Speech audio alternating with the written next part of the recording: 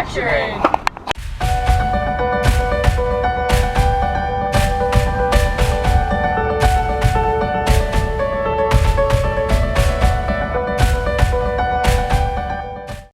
Mack Trucks is using electromechanical technology to create refuse trucks that will help communities reduce their carbon footprint. We wanted to know what kind of education a person would need to work in that part of the industry.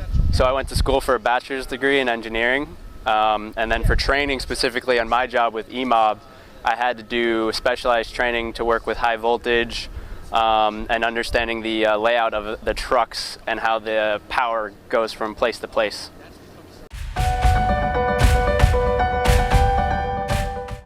Many employees at Mack Trucks join the industry as a second career.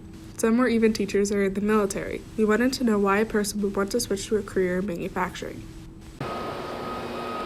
I was always fascinated with how things were put together. And then when I was in the military, I was a 77 Fox, where I had to drive large 18-wheelers to deliver fuel, and that made me more interested in truck manufacturing.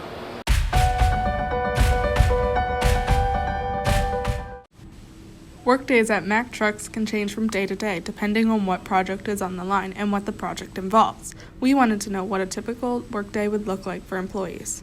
Okay, at Mack Trucks, normally we come in the morning, we have to punch in at the time clock, and then we'll come over into our work area and kind of decide what we're going to do that day. Sometimes we have a truck here that we're starting from scratch right after it comes off the line. Sometimes there'll be a truck here that we already worked on it for part of the day, and then we have to try and finish it up.